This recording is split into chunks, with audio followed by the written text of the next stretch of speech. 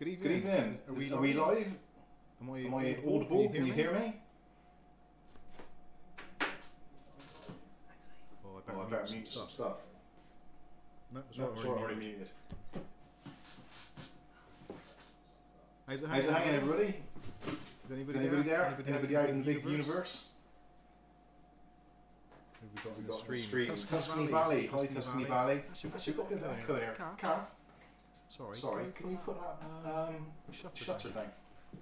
I don't like that. How's the audio coming through? I've got my a Rode video micro that I'm using at the moment. I'll get onto the story of that in a minute. But am I coming through okay? Can you all hear me okay? Sound is off. What, am I muted? Yeah, crap.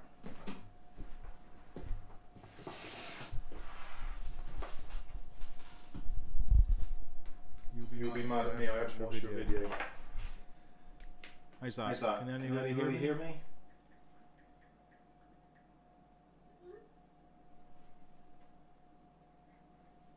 Or am I completely muted? I've got audio, microphone audio in there. Should be okay. How's the sound looking?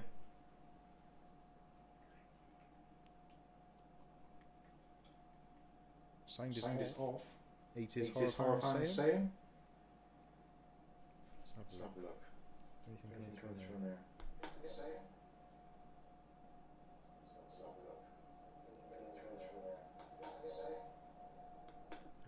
Echo. I get it. Right, let's get rid of that. How's How's that? We better? Is that much better? We got rid of the echo. Distorted echoes.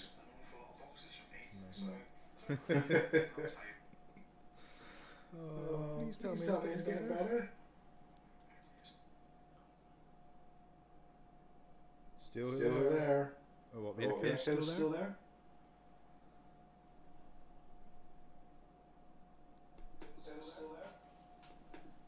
Oh, that is hideous.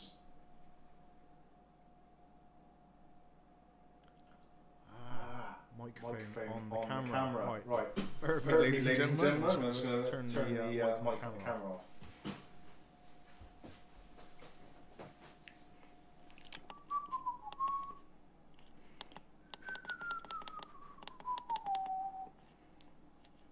Oh. Can't turn it off.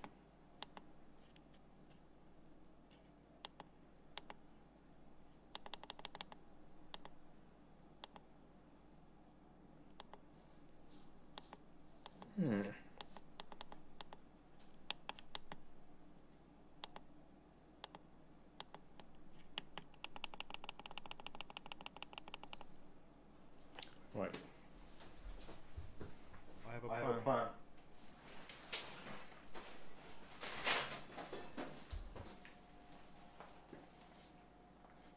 Keep them entertained, Calf.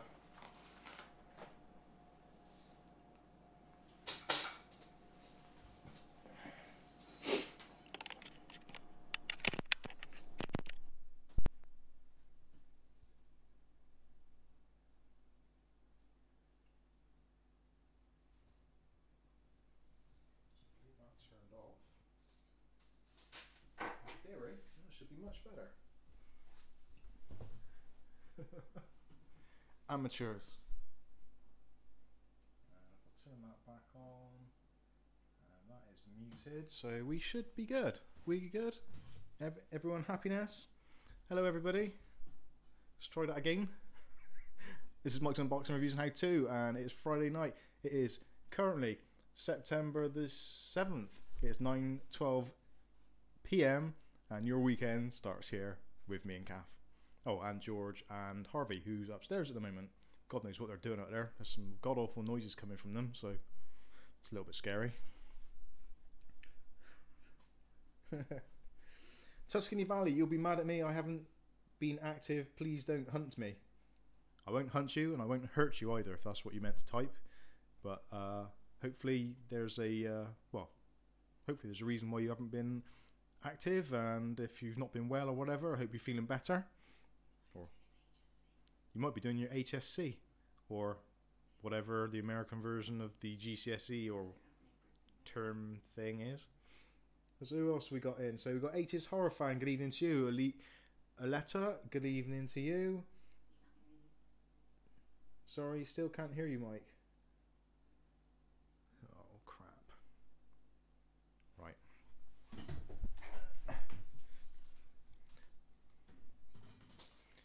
Can you hear any of it?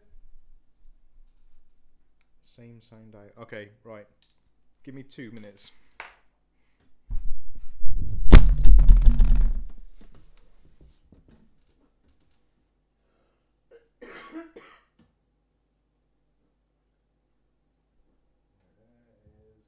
This one. Remove.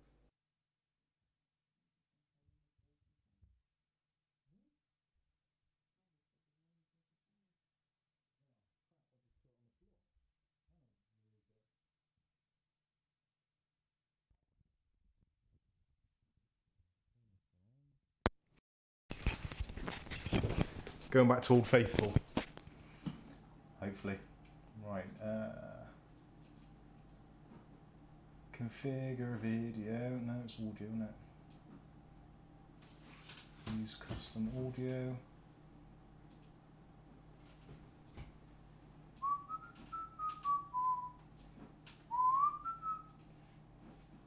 HDMI audio. That's the one. That's the ticket. How's that? Does it sound better?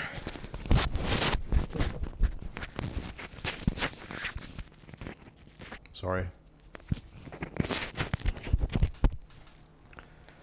Is this actually on? Yes, it is. Right, okay. How are we sounding now, everybody? Finally. Are we there? Are we there yet? Perfect. Volume is working fine. Better. Better should be absolutely... Ah, yum, yum, yum. Oh, actually, if I unplug that... Right, that's everything unplugged. The only thing I got plugged in now is this microphone, so hopefully that's... What the hell is that? What the hell are you doing? Get out of there! Sorry, that is our cat trying to get into the InWin 101C box, which is very understandable because it is a very, very enticing piece of machinery, stroke kit, stroke technology.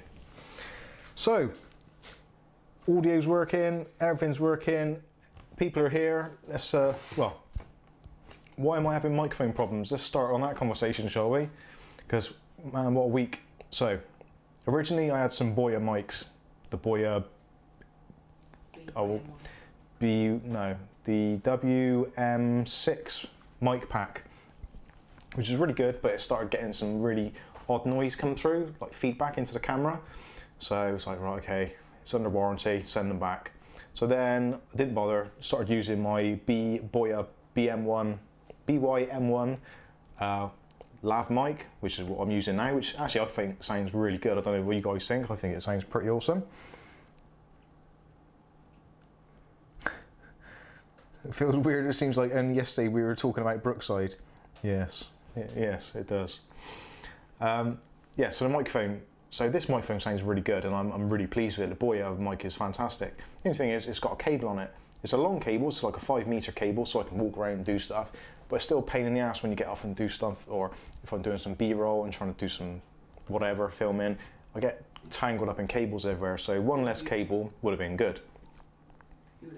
Yeah, and hula hooping as well. I can't do hula hooping with the damn cables all around me, because it'd be like that scene out of Superman when a computer attacks Superman. He gets all shredded up with cables, then he comes out like a robot, because that's what happens when you get wrapped in cables. But anyway, I digress. So I thought to myself, I will get a new set of mics. So I got the Bez Choi, which, to be honest with you, when I actually bought them, I should have thought then, Bez Choi. Now there's a name that inspires confidence. Now to be fair, which I will be, I have actually got, somewhere in here, a lens adapter. Now this is for adapting a Canon lens, the Nifty 50, onto my Lumix G7, which in fairness, this is a piece of machinery, so there's not a lot that can go wrong with it. But I thought, Bez Choi, that was a really good piece of kit, it's worked well, so I'll try the microphones out. That hurt. So, ordered them off Amazon and they were £77 I think it was, 10% discount, so brought it to just under £70, which I thought for a wireless mic kit is almost half the price of the Boya mic. Why not give it a go? And they look pretty decent. They've got everything you could want there. The aerial's a bit flimsy, but it's still an aerial, looks good. So bought them, and if some of you have seen my videos I've done this previous week, you'd have probably noticed that the audio was pretty awful. There was hissing, crackling, and I changed channels, I changed volume settings, changed gain on the camera, you name it. I tried everything to try and reduce the hiss or the background noise that these were picking up. And I don't know where it's picking it up from. Now, I did have a Wi-Fi light lamp, a Wi-Fi smart bulb, you know, in the old lamp. And I'm pretty sure that was giving off some kind of interference, which it was definitely picking up on, which is not the best of things, because if you're making videos and you're doing technology stuff, you are surrounded by 2.4 gigahertz, 2.4 gigahertz, 5 gigahertz. You've got interference sources all around you. God knows there's PCs, you've got spinning hard drives, power supplies, transformers. The laptop's got a transformer. There's all sorts of electricity going on. So if these can't take a little bit of interference and actually shutter it out or shield it out, then they ain't no good for me. So that is why they are there, because I've been testing them to see where the problem lies and how I can resolve it. And as it stands at the moment, I haven't been able to resolve it, so they will be going back. So this is the weird question. I really shouldn't be asking you guys this, I should be telling you. But do any of you have any good solutions or good ideas for wireless mic packs, which are a relatively, I'm not going to say cheap, I say cost effective or affordable, that you would recommend that I use? And yeah, would be good for the channel.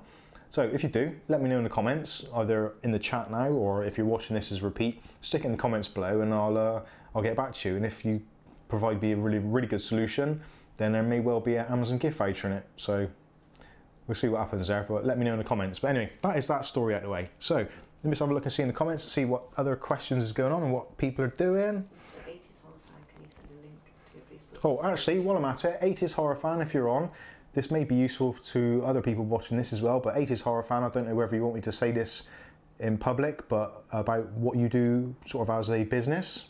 You okay for me to say what you do as a business in this forum? I will wait for your response. Yeah.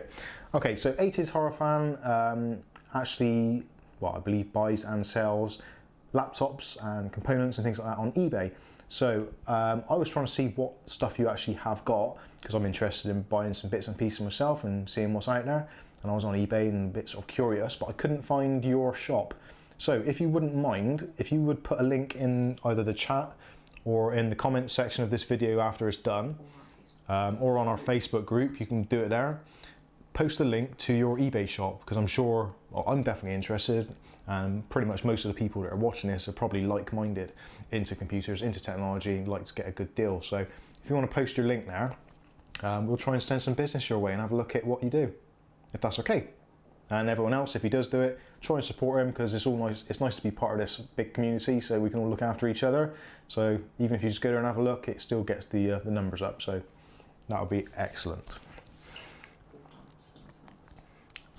Who's next in the list? Who, sorry? Paul Donaldson. Let's see. I need to pop out the chat because I can't see what is going on. Let's wait for this to load.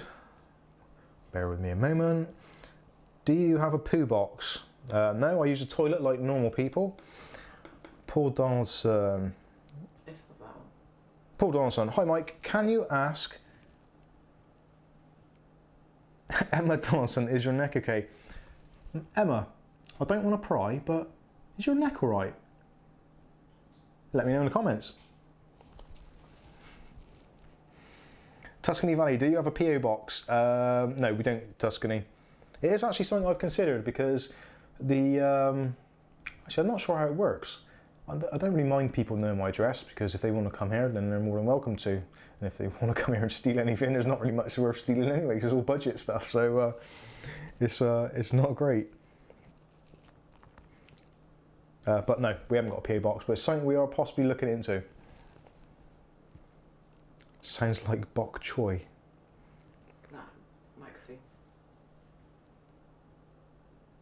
What, a letter? Are you really referring to those? They sound like bok choy. Bek choy, yes. They actually, bok choy would probably have better sound pickup. Angel, thanks for dropping my shoes round. You're welcome. But hello, good evening. Hello Angel, hello Michael. Now everybody, I believe it is Michael's birthday tomorrow. So it's his birthday eve today. So Michael Gamlin, I can't see his name on there, but he's probably with Angel anyway. But if you could join us and wishing Michael a happy birthday for tomorrow. Happy birthday, Michael, for tomorrow.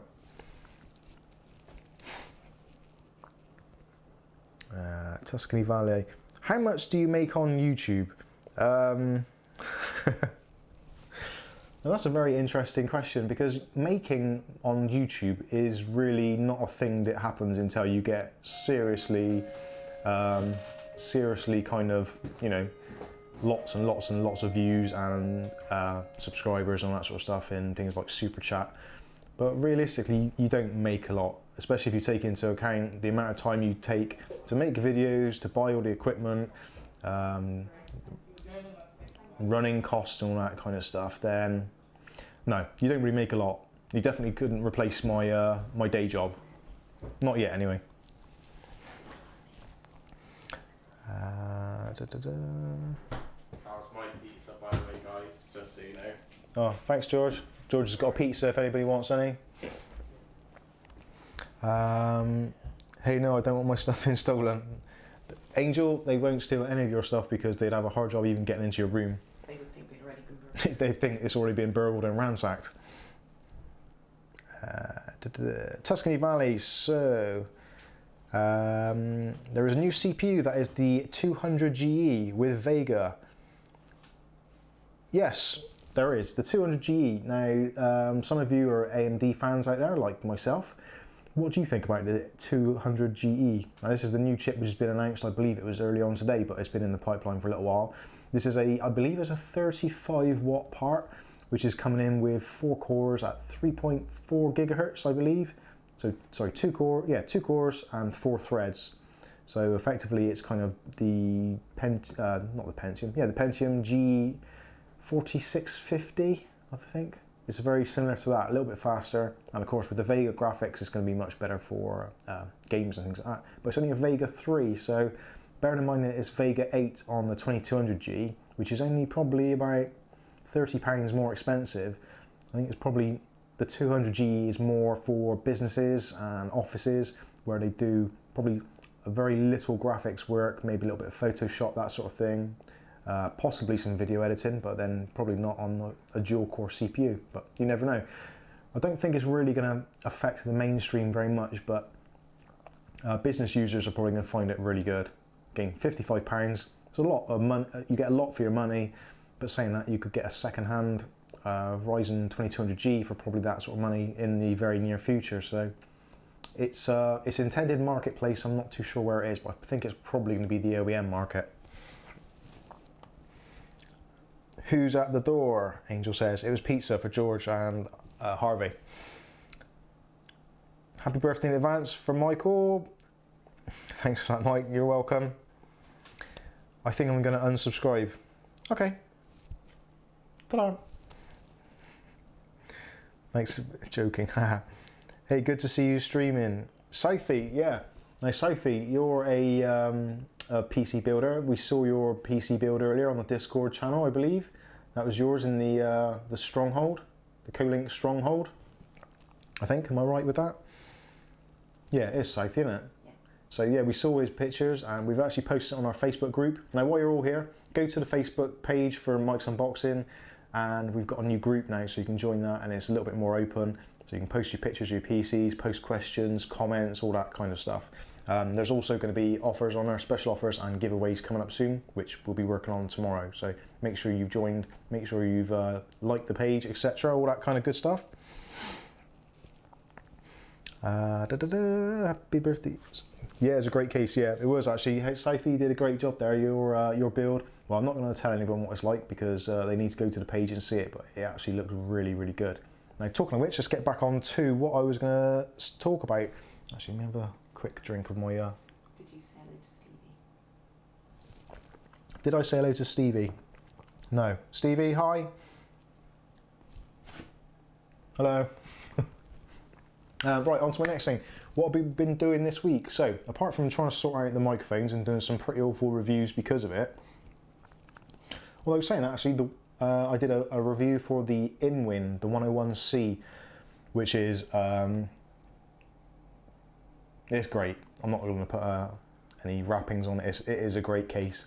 Tempered glass, loads of airflow, loads of filtration, a weirdly top-mounted PSU attic rather than a basement, which still I struggle with now when I have to talk about it. It's an attic, not a basement. So used to saying basement for PSUs or cable management, but this has got a cable management and PSU attic. Still very bizarre. But anyway, so done a review on that, which turned out really well. The case is actually great, and I managed to get a little bit of revenge on someone who was trolling me a little bit earlier, saying, because I said on a case review that I would really like to see captive screws or fixings onto a tempered glass side panel, because there's a pain in the butt, because you undo the screws and they fall on the floor, and then you're stuck there trying to sort of grab a screw and hold the thing in place, and it's a nightmare. But the InWin 101C has actually got these kind of push-pull tabs, so you just pull them out a little bit and the panel slides out, and when you want to put it back in, you just push it in, push the tabs in, job done. Really effective. And also you can use the tabs as they stick out a little bit. You can use them to hang headphone cables on, all that sort of stuff. So they're not actually completely useless, they're actually really good. So the case itself, RGB implementation, 4-pin 50/50, so you can hook up to sort of Asus Aurora Sync, Mystic Sync, ASRock RGB, all that kind of good stuff. Now I've just finished doing the build tonight, which is why I'm a little bit late getting on the stream tonight, because I had to do the build and get everything tidied back away, because this is kind of like the workshop, studio, living room, lounge, all in one. So it's a multi-purpose room, so we have to sort of scurry stuff away and hide stuff out of the way so we can get on and do stuff. So the PC build went really well. Apart from one of the RGB cables, the extension's got like pass-throughs, so you can hook up other RGB stuff, all in like a daisy chain. For some reason, the coupling didn't want to stick in properly to one of the connectors, so every time I lifted it up it would come apart. So easily remedied by a little bit of sticky tape, but a bit of a weird thing. I'm not sure why it's done that. I think one of the pins must have been damaged or bent or whatever, so it just wasn't sticking together. But anyway, it's all good. The case is fantastic. I've done the review and you'll see the build log and my final thoughts on it hopefully in the next few days, but yeah, probably next few days. So that's what we've been doing this week. InWin case, we've done the best choy.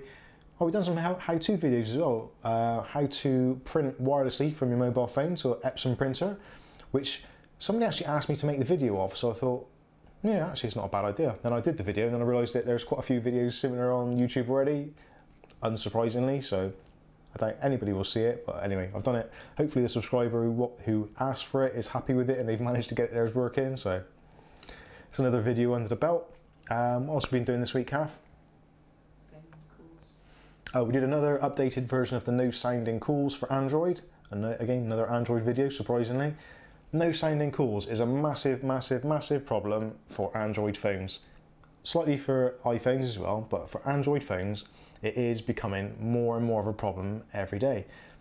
If I had £1 for every email or message I got saying, can you help me with no sounding calls on my Android phone, I would never have to work again, because there's literally every day tons of questions about it, and the views that I get on those videos is mental. I think one video alone is like 500,000 views almost already.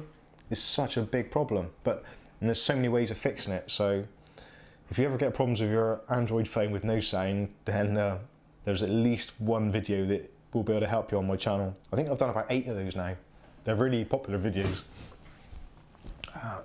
So what else have we got? Are you posting a video to build? Yes, definitely.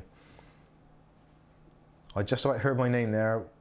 I was dressing a screaming 10-week-old baby. Yeah, we have that kind of thing with George. He sounds like that sometimes, especially when you tell him to shut up.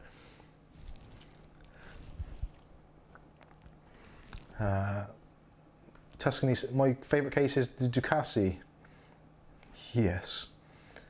Love the InWin D-frame case. Yeah, InWin I've got to be honest with you, I've never really ever considered InWin as a brand that I would like or have even really given much thought to. Because I've always been in that sort of budget end of the market, it's always been kind of Colink, Cooler Master, Antec to some extent. What else have we had? I'm trying to think what other cases we've had now. But there's been a few other budget options. But InWin has never been one of those that I've kind of thought, yeah, I really want to own one of those. It's not something I've aspired to. And I don't know why really. But having worked on that case and unboxed it and spent quite a lot of time actually kind of up close and personal, I totally get it now. The build quality and the manufacturing and just the way everything works. Even, I know their cases are generally very expensive and the kind of 150, 200 pound mark for some of the better ones. Even, I think they do one for about 2 grand, which is ridiculous. The various custom cases. But to enter the kind of the more budget end of the market for them, which is the kind of the mid-range market for everybody else, with that case, the 101C is amazing. I'm not sure how they've managed to pull it off, whether they're doing it as a loss leader to try and get more people into InWin, and then they buy one case and then the next time they want a case they'll get a more expensive one and so on and so forth. But anyway, yeah, it's a really good case, love it.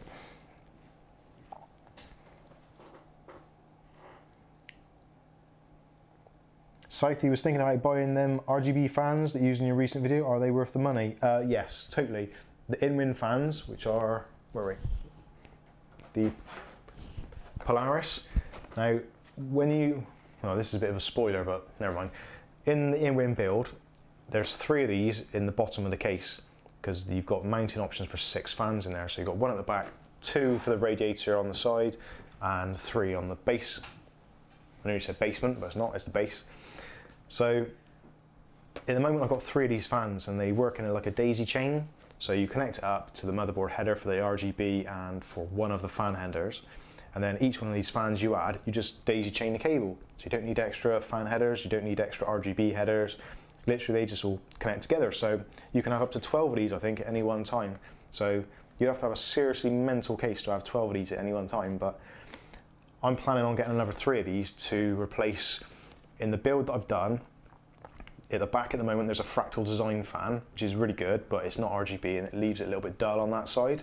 And the 2 which are on the ID cooling, the Aurora Flow, which I reviewed, which I'll put a link to up there. Those fans, although good, and for the money, considering it's like £50 for a 240mm all-in-one with 2 RGB fans and all the stuff it came with, it is, don't get me wrong, it is a fantastic bargain.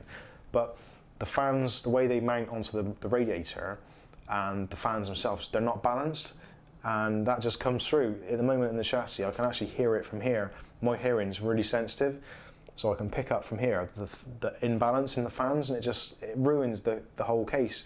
So I'm going to get another 3 of these Polaris fans, which is a real nose because they're actually cheaper if you buy them in pairs. So I think it's like £30 for a pair or £20 each. So it's like, do I buy 2 pairs and keep a spare? Which seems a bit of a waste, being the thrifty person I am. But that's probably what I'm going to end up doing, to be honest with you. And what I might consider doing is taking one of these fans and actually replacing the fan which is in the power supply, because the power supply in those cases is actually mounted above you, so you can see the fan. So what I might do is get an extra one and then put it into the power supply. I'm not sure how that's going to work, or whether it would actually work. I think it would, but I'd have to make some kind of pass through to pass the cable through to get it to fire up, etc. But I think that's probably the way to go. And also then it means that the power supply fan is actually going to be PWM controlled. So as the CPU ramps up, all the fans in the system will ramp up at the same time, so there'll be a nice balance of airflow. So I think it's quite an interesting little project to do. What do you guys think?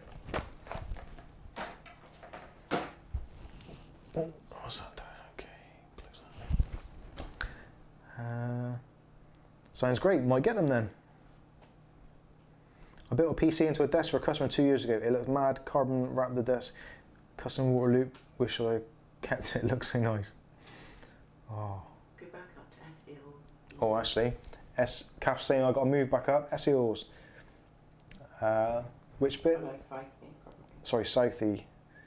8 of our mine used to. I don't know underneath. make his own case from Meccano. It's seriously cool. Now that's actually a good idea. Meccano is actually a really good thing for making PC cases. Meccano is actually quite expensive now, not like it used to be in our kind of childhood, which I'm kind of putting you in the same bracket as me, roughly. So that could be a compliment, it could be a quite a diss, but either way.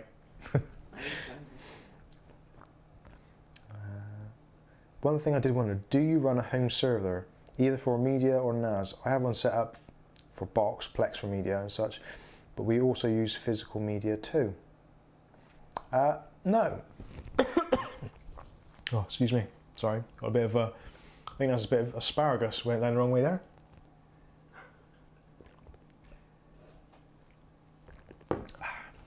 No, I haven't got a home server. It's something, when I moved into this place back in 2005, I'm being reliably informed by Mrs. Mikesunboxing. In the cupboard under the stairs, we actually had extra PowerPoints put in, not presentations like the ones you put plugs into, and also a couple of network sockets. So the theory was the server and the broadband would all go in the cupboard under the stairs, and then from the cables there, it actually runs into the room at the front, and then we were going to just daisy chain out the networking from there. But for some reason, I don't know why, I think it's probably because I was quite a tight-fisted sod and I didn't want to pay loads of money for the electricity bill, and we used to turn everything off at night.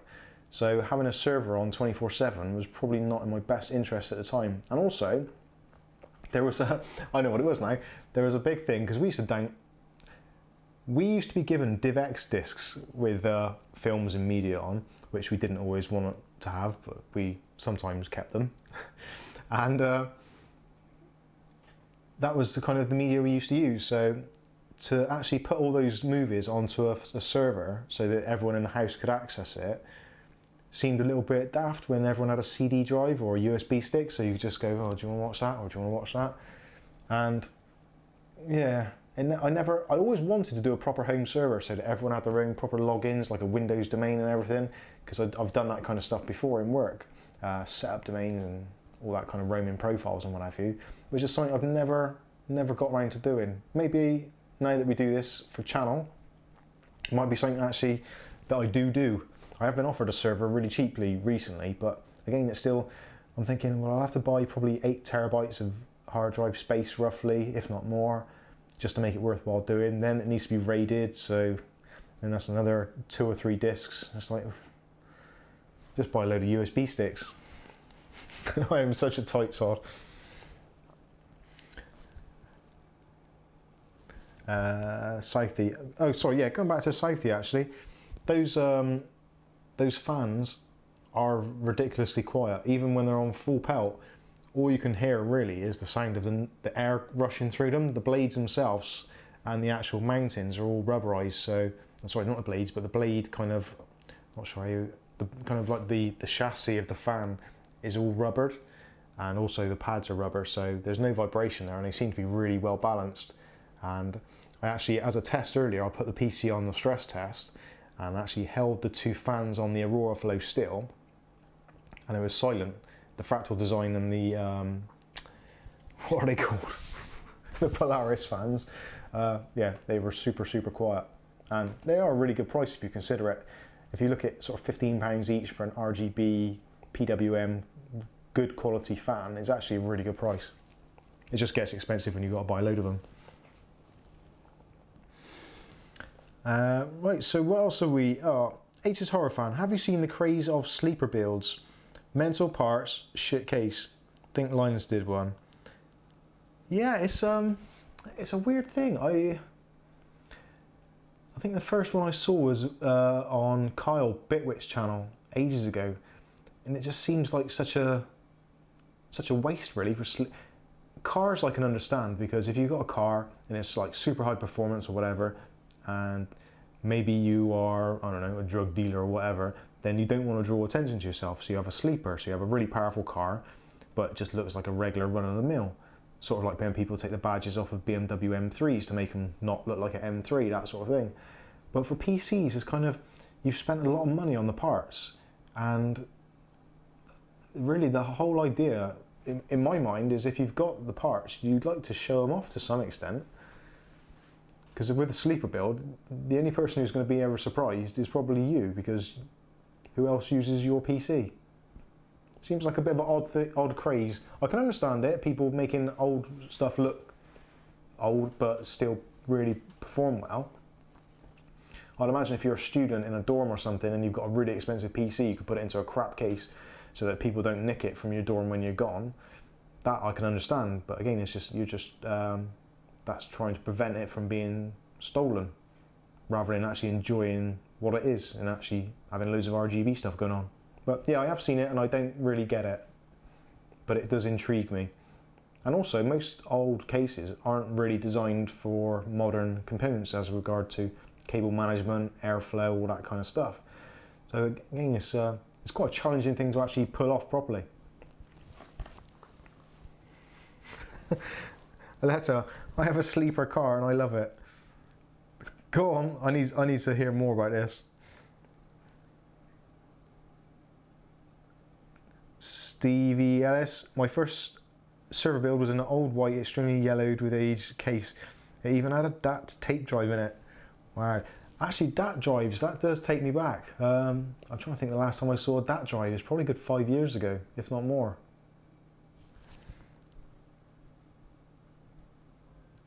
I have a sleeper at night time. I'm going to get an AE86 and max it. What's an AE86? Is that an American car? AE8, Calf, Google it. What's an AE86? Oh. Sorry if I sound a little bit nasal. I think I'm getting a cold. Hopefully it'll be nothing terminal. It's a Toyota AE86. Oh yeah, oh yeah. There seems to be a craze. I would imagine there's a craze in America where people buy the AE86 and customize it something rotten. Looking by the pictures I can see, it actually looks a lot like the car in Wayne's World, but not quite so high. And it also actually looks a little bit like a Austin Allegro for the English people amongst us. Although if you saw both together, you'd probably go, nah. It's kind of the same 80s styling. Oh dear, that's gross. Actually, it's like, if you imagine a Toyota Celica, like long and slick, and then just like squash it together so the windows pop up. That is kind of the AE. Actually, yeah, isn't it? Because it is a Toyota anyway, isn't it? Yeah. Yeah, it's basically a Celica that's been squashed, both that way, and stretched that way. What's a TR7 like? Unless you're a jerry rig anything, then you buy a 2018, yeah, and customize that. Yeah, definitely. Ford Crown. Aletta's got a Ford Crown Victoria ex-police car, high performance. Does quarter mile in 12.8 seconds. The Ford Crown Victoria is an immense car, and I would love one of those. Be like the Bluesmobile. Right, I know what I was going to talk about. Now, We did those as well. this week, oh yeah, Kath was saying, we did those as well, the Creative One headphones this week, so if you haven't seen that, check out the video. Those are actually a bizarrely great idea. So that is basically an MP3 player, but Bluetooth headphones at the same time. So if you're exercising or you're doing something which is kind of going to be possibly dangerous and you don't want your expensive mobile phone getting wrecked, now there's an SD card slot on the side. Sorry, not an SD card, a micro USB port on the side. So hook this up to your PC or your Mac, transfer the music you want to listen to onto here. It's 4 gigs of storage, so that's a good thousands of songs. And yeah, you can just take that out with you and listen to your music like you would an MP3 player. But if you want to use your phone with it, take your phone, turn it on, it goes into Bluetooth mode, and then you can listen to music streamed from your phone, or you can make calls or do whatever. To me, that is also a mad idea. The sound quality is brilliant. The cables don't tangle or anything. It's a tiny little thing, and they've designed it so well, the controller. If you actually have it in your ear, which I will demonstrate. So, if you get the controller on the side, now to turn the volume up, you press the button at the top, or nearly the top. If you want to turn the volume down, you press the button at the bottom. So it's like so obvious, isn't it? And the one in the middle is for answering calls. Couldn't be easier. It's really, really well thought out. If the buttons were the other way around and volume was at the bottom and turn the volume down was at the top, that would freak me out, and I would. Ones are like that. Yeah, Kath's saying Apple ones are very similar to this, and they're a lot more expensive, and they don't have a built-in MP3 player. So if you're looking for some headphones, if you're going either running, jogging, or whatever, that you want to be able to use with your phone when you want to, and use on a standalone when you want to, definitely worth looking at. And there's a discount at the moment, so if you go over to the Creative Labs website, you get these for about 35% less than normal, or no, actually it's more than that. I think it's about 40% off. Really good price. I don't know when I'm ever going to use them, because as you can probably tell, my fat ass doesn't do any running or exercise or anything. But you never know. Hula hooping's alright. Anyway, what was I saying? It's Tuscany Valley, I prefer headphones. Yeah, I understand that. If you wear headphones for too long, it actually deforms your head and stops your hair growing. Now, somebody we know, a family member who wears headphones quite a lot, actually has got a ridge right the way across their head, which is slightly lower than the rest of their head. So when that family member eventually goes bald, like me, they're going to have a big band on their head, which is probably going to say Skull Bones or whatever it is, whatever brand the headphones were. Yeah, something like that anyway. So yeah, and also I think the hair's starting to go a bit thin there because it's obviously rubbing away the follicles. So he basically is going to have a Mohican inverted but going across there, which would be different. Mr. C. Yeah. Having a kid strapped to you whilst walking to the shop is exercise enough for me. Yeah, I would say I miss that, but I don't. I'd be lying. They are good exercise, children. Getting flashbacks there. So, actually, what I was going to talk about, let's talk rubbing away the follicles. 80s horror fan is smiling at that. Really? Did you have to take it there? We haven't even started drinking yet. Is anyone else out drinking yet? Because I'm still nursing this lemonade and I've got a cup of tea. But I've also got a bottle of beer which was provided by Harvey Linden Esquire, which is called White Tips. Not to be said whilst drunk, yes. Right, no one's got any questions, so I'm going to talk about something now. Battlefield 5. Okay, most of you in here probably know about games. Battlefield is got a long tradition. I'd imagine if you've owned a computer or you've even had a console, you'll know about Battlefield, and it's got a very, very long history. Now, the latest version, Battlefield 5, is currently available as an open beta. So if you want to try it and use it and see if your system's up to the task and see if you actually like playing the game, it is completely free. Nada, zip, nothing. Doesn't cost you a bean. Go to Origin, install Origin, and if you go into the, just type in Battlefield 5, it's there, you can click on it to join the beta, which I did. And I actually really enjoyed some of the older Battlefield games. Battlefield, the original Battlefield, some of the later ones, Battlefield 1942, whatever it was, I think. And obviously Star Wars Battlefront, which is based on the same sort of engine. The first one was brilliant. Both me and George played that a lot, even until the point where they stopped making the online servers anymore. So yeah, we did play that a lot. And the more recent updated version was again was really good. But there seems to be something about the games now that they have too much control. Now I'll kind of explain this.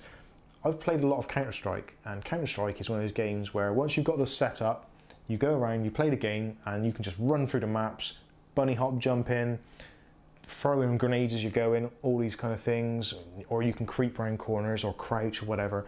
It's a really, really flexible and flowing kind of control method. Now, Battlefield 5, you open the game, you get into it, the first thing that greets you is the graphics. The graphics are absolutely out of this freaking world. You look at, even with my humble graphics card, the GTX 970, still plays it on all the highest settings.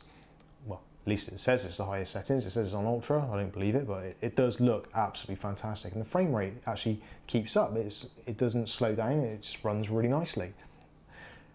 But the weird thing is the control method. The control method is horrible. Now, in a game like that, where people are basically trying to kill you, what would you want to do? You want to run. You don't want to be sort of just like you're walking down the Sunday afternoon paper.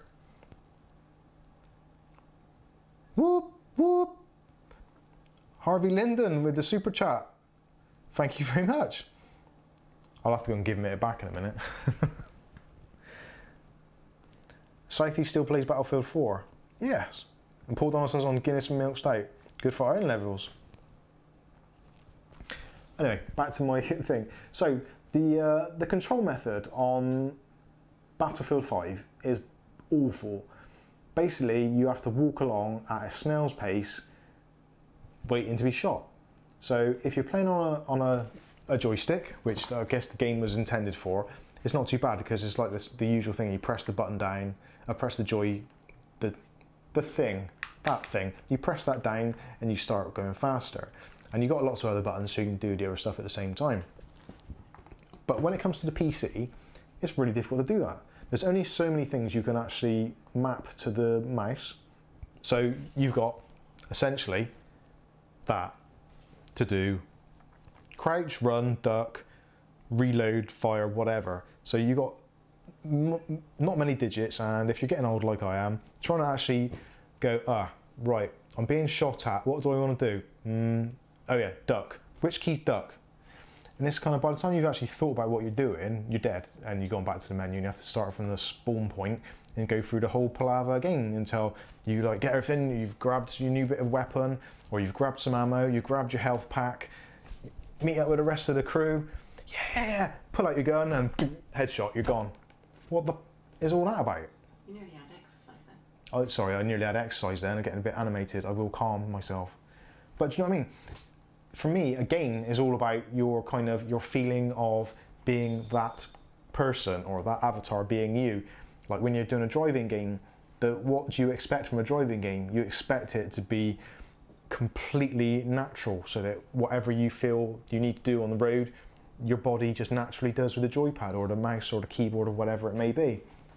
But for Battlefield 5, the control just seems really odd, and you can't toggle it so that you can like toggle run. So on some games you can toggle crouch, toggle run, whatever it may be. But for some reason they've left toggle run out of it. So you've got to kind of remember to press the button to run, and then when you're doing other stuff, it's pressing the other buttons and then other buttons, and it's like, oh my god, just run. I don't mind, just run all the time. I don't care if people hear my footsteps. There's a bloody tank over there. They're not going to hear it over that. Just let me run without having to press this damn button all the time. But anyway, rant over. Battlefield 5 looks amazing. If they change that one simple thing, for me, that will change the game completely. And it will make it really playable. And actually, the actual maps themselves are massive. The 64-player servers are mental. And even though there's 64 players, there is a lot of room, and you can actually hide out in places for ages. And you can, if you're a camper, you can camp out and just take people off with a shotgun. If you want to get in with a battle, or you want to be a medic, or whatever you want to do, the options are there. So my suggestion is try it, see what it's like, see what you think of it. For me, the first thing that blew me away immediately was the graphics. I called Dr. Caff over and George over, and I was like, look at the graphics on that, that's insane. And it does look absolutely beautiful, but the gameplay just isn't there yet. So that's my rant over. What are your thoughts?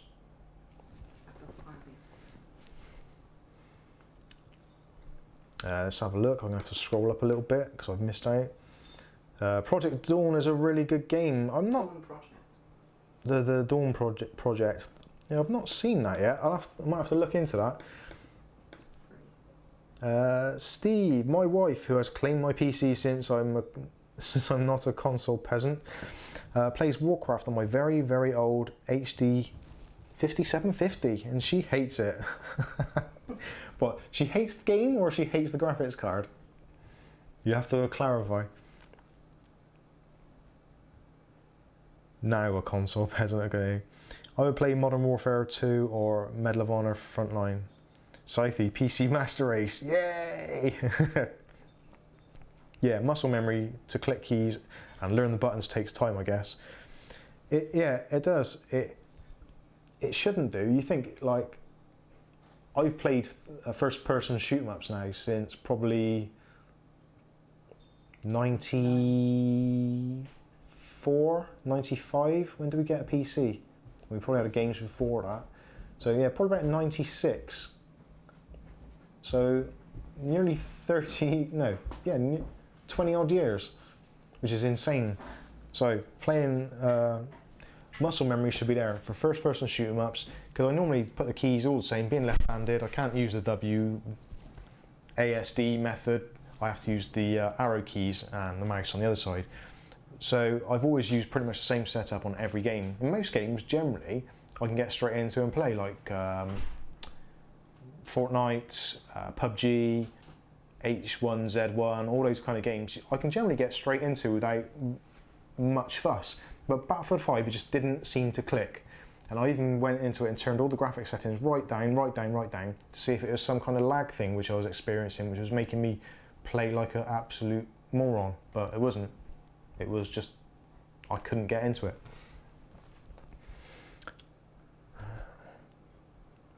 I'm waiting for Fallout 76. Now there's another really good example. Fallout 76 was Fallout 4 was a great game. The control method was good. There was a lot of control things you could do, and you had a lot of extra keys, but generally you could make it so that you could run all the time, and it made it a lot easier. I think, if I remember rightly. I think you could. I think you could toggle run on that, but just for some reason that seemed really playable. Apart from the suit. Yeah, apart from the suit, I didn't get that whole suit thing. I had to switch to a controller on PC after a while. Keyboard and mouse just killed my wrist so much. Yeah, the reason I use WC is due to the multiple keys around them to bind different actions. Yeah. I hold shift to sprint in FPS games. Yeah, that's what I have mapped. I have the right shift button for sprint and the right control button for duck. So the two are like, they kind of make sense, and then enter is like to use or open doors or whatever. So those three for me are really obviously kind of straightforward to do stuff, but it's still, ooh, yeah. I still don't think, as far as games go, well, actually probably there's two that stand out as being ultimately fantastic control setups, and that would be Unreal Tournament, which is from 1999, and I don't think you can better it. That is one of the fastest paced games that actually responds to controls really well, and the muscle memory on that is insane. It does literally just take over after a while. You don't even think about what you're doing. And Counter-Strike Source, which again, the two of them are very similar in their control methods. Both games are fantastic and I love them.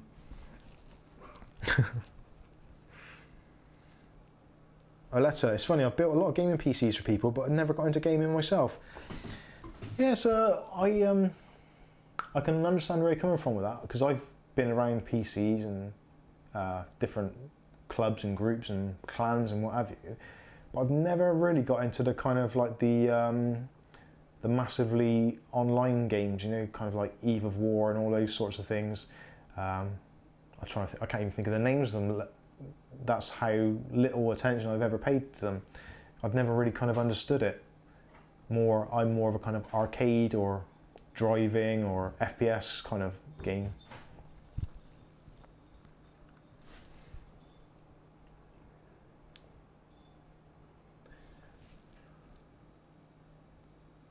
Just having a look through here. So actually going back to Harvey's question, still got my thoughts on Battlefield 5. Made the purchase on pre-order of Battlefield 1. Wasn't really the game I was after. Yeah, Battlefield is... It's weird because Battlefield and EA in general, all the money they've got and all the access to talent they've got, they really should be doing better. I know that sounds really weird, but they are probably one of the, if not the biggest games houses, companies, distributors, whatever you want to call it, they should be doing it better than the rest. Which, in a lot of cases recently, they've fallen a little bit short of the mark.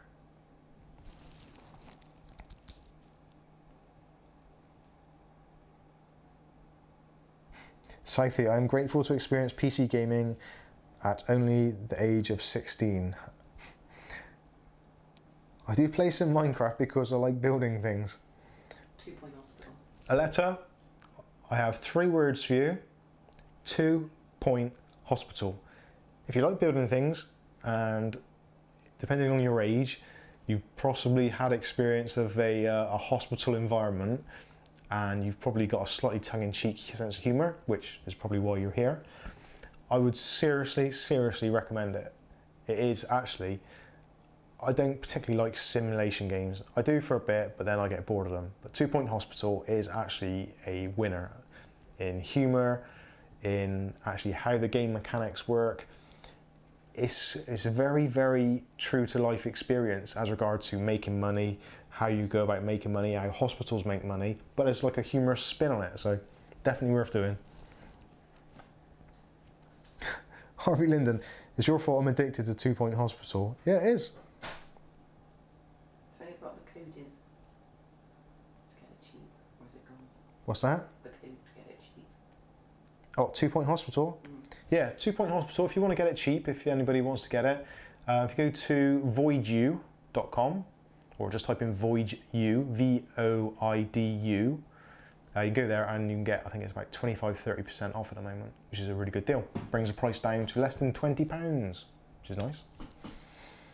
Now, if I'm blinking or eyes are doing weird stuff, it's because I think I've got eye infection coming, and Kath said to me, why don't you put some coconut oil in your eye? So I did, and it's freaking me out a little bit, so I do apologise. Lol, had to have a quick... Yeah, I'll look into it. When I get my PC built, I plan to try Planet Coaster. Yeah, Planet Coaster actually does look... That was another one of those games that I was seriously considering buying when it was in kind of like pre-order status. But I'm not too sure if it's panned out. When it first came out, there seemed to be quite a lot of bugs in it, which I'm not sure. I guess that's probably most of that's been sorted out by now. But that was the kind of spiritual successor to Roller Coaster Tycoon 3, I believe. Steve, the last game I completed was Sonic Mania. Either I'm getting old or they made it stupidly hard. Okay, here's a challenge to any of you guys out there now who play current computer games and think you're pretty good. Go on to an old console like a Mega Drive or Nintendo or anything like that, or even get an emulator. Download an emulator and download a game like R-Type, which if you're into space shoot 'em ups, that was a really good one. Daley Thompson's Decathlon, which is an older one. I'm trying to think. Sonic, any of the Sonic games, the older versions, anything that basically you don't have the option to save the game. You try playing it and see how far you get. I'll tell you what's a good one, Ghosts and Goblins. If you're old enough to remember Ghosts and Goblins the first time round, try it again now. It's impossible. Absolutely impossible. If you have a go at it, I'll be amazed if you get past probably 30 seconds. So try it. Try it out and prove me wrong. What's that game we were addicted to on Mega CD? Hey, Welsh Tony's in. Good evening, Welsh Tony. And C. McKnight's back in. Total War. Total War, get to build things, then kill armies on battle map. I kind of like the theory behind it, but I've never found one of those games that is actually kind of really sucked me in, so to speak.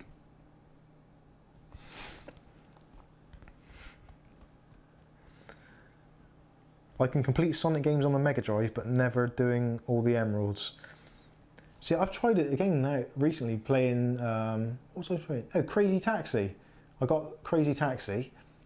That's just impossible.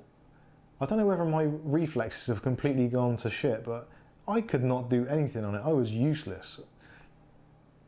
And the same for R-Type. R-Type, when it came out on the Spectrum, ZX Spectrum, 48K, loading each level on cassette. There's some bad memories there. Yeah, that game, I could probably get to the 3rd or 4th level on the amount of lives that I had without any cheats. Now, download it, play it on the emulator. I can't even do the 1st level, let alone... Actually, I can't even do the 1st stage, let alone level. It's ridiculous. I've turned into some kind of, I don't know, gaming peasant. And it's not good, I don't like it, but modern games aren't too bad.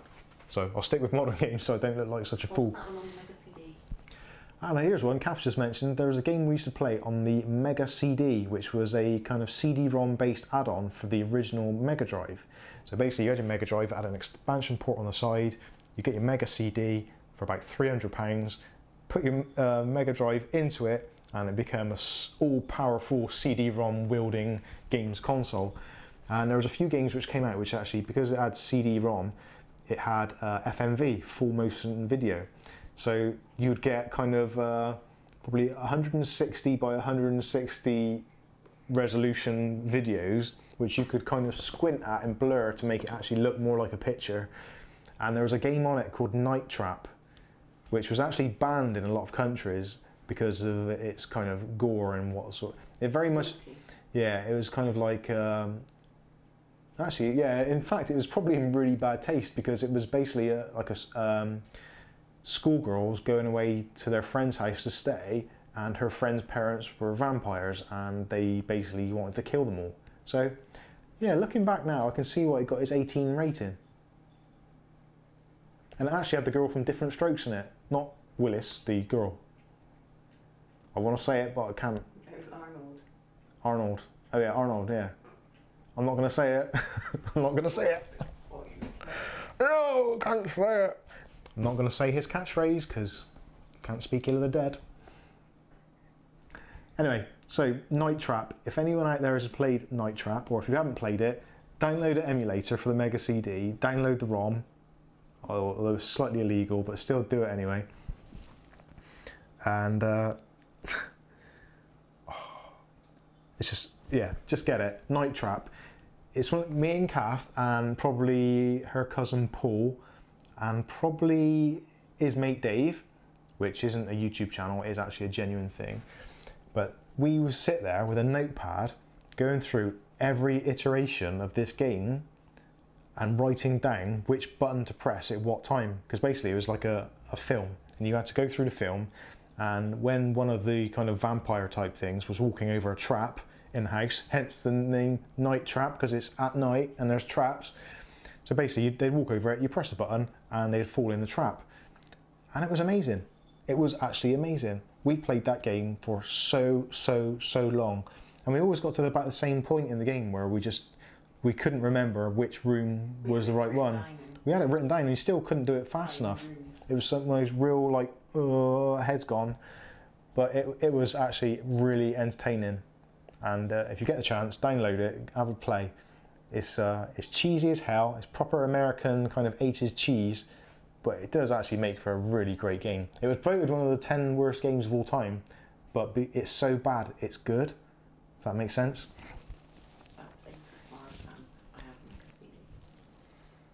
Whoa, hang on, who said that? 80s horror fan, who said that? Yeah. 80s horror fan 88? You've got a Mega CD. Oh, have you got, what was the other games? Soul Feast was one of the games. What was the other one? There was Sherlock Holmes. There was a Shark Attack one, and Sherlock Holmes. The Adventures of Sherlock Holmes on Mega CD. There was two of them. Sherlock Holmes in something and Sherlock Holmes in something else. Oh. Oh man. What was it? TW mean? For the win. Mega CD for the win. Yeah, Mega CD.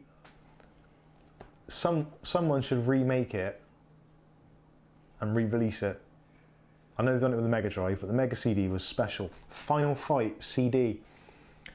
I played Final Fight on that thing for hours and hours. There was the coin-operated version of it at our local pub we went to, and we'd put pound after pound after pound in that thing on a Friday night, so much so that we went out and bought the Mega CD version, and it was actually better than the coin-operated version, which is very often, well, very rare that happens.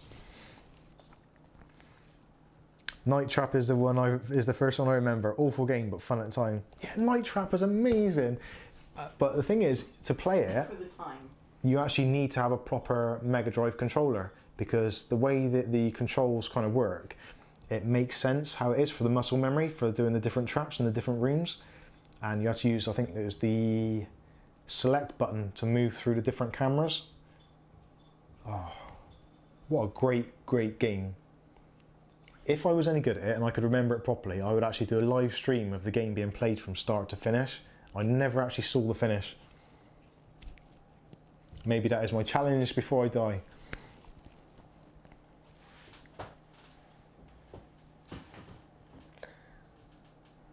Never had a Mega CD. Mega CD, yes. Have you ever seen the documentary? Have I seen the documentary Man vs. Snake? No. I haven't. Is it any good? Oh, I'm missing out loads of stuff in here, I do apologise. I wonder if I can get the Mega CD, still Mega Drive. Tony, yeah, Tony, you should definitely get one. Then when you're bored of it, sell it to me for like 10 quid. Yeah, get it for the baby. The baby needs one. I once bought a Scalextrics for our unborn son. 3 months. Yeah. 3 months. Yeah, and we basically used it as adults and then took it back to Toys R Us, which is probably why they're bankrupt.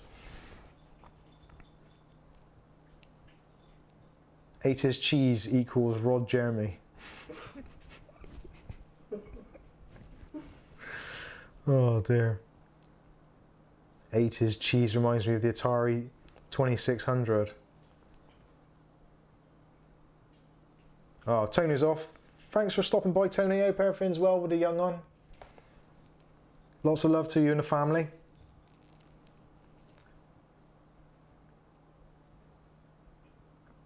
Toe Jam Mineral. Oh yes, I remember that. Dreamcast. Now the Dreamcast was good. The Dreamcast was what I wanted the Sega to be, really, earlier on. But I only really bought it so I could play DivX movies on it. And the fact that it ran Windows, because of being the Microsoft fanboy that I am, running a kind of base level Windows CE for me was a good thing. But actually, the Dreamcast, there was a game called Metropolis Street Racer, which I think we talked about before, which is probably still to this day one of the best driving games out there. Although the very best driving game, without a doubt, is Need for Speed Hot Pursuit, the one that they did in 2005, I think it was. I've got 3 or 4 copies of that game. It's brilliant, I love it. I could play that forever. I did. I actually replayed it to try and get gold on every level.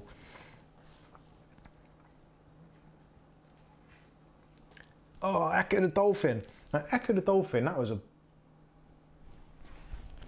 made my blood boil because it was so bloody difficult. What? Do you have to do anything other than swim? Well, you had to swim around all those stupid mazes underground. There's just like have a laser beam or something. Just go and buzz through all those rocks and stuff, and it made life a lot easier. They should. I didn't mean to even do that. No, you could like jump and spin and do stuff, but no, you didn't have lasers. But they should have had lasers. That would have been a lot easier. I thought you just had to swim from one side to the other to the other. Yeah, I didn't really get it. It was like Free Willy, and everyone understood that either. That's a film. Good night, Steve.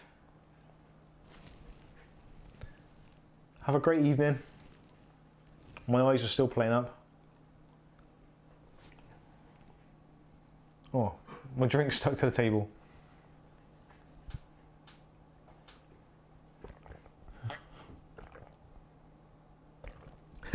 Sounding like Dr. Evil. Yes, I do. I want dolphins with freaking laser beams. I used to play Need for Speed in real life. I did ride along with my uncle who was a cop. Amazing. That's probably why you've got a Crown Victoria now. Harry, I forgot about the Friday stream. I was not notified by YouTube for some reason. Oh. Charles Arnold's here as well. Hi Harry, hi Charles Arnold.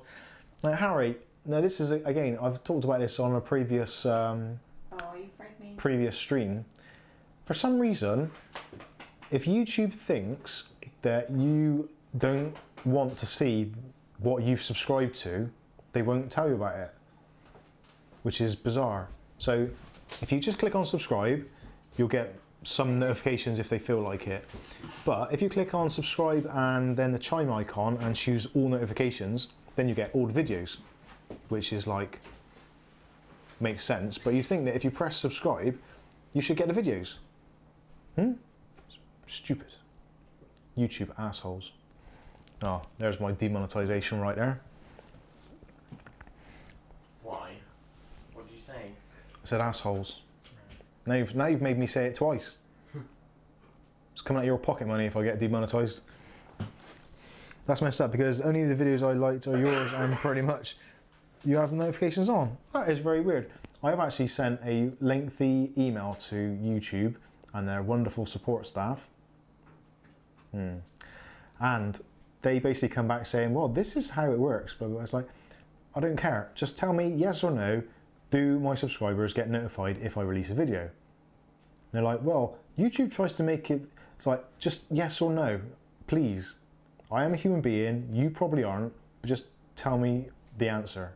But they won't give you a straight answer, like politicians.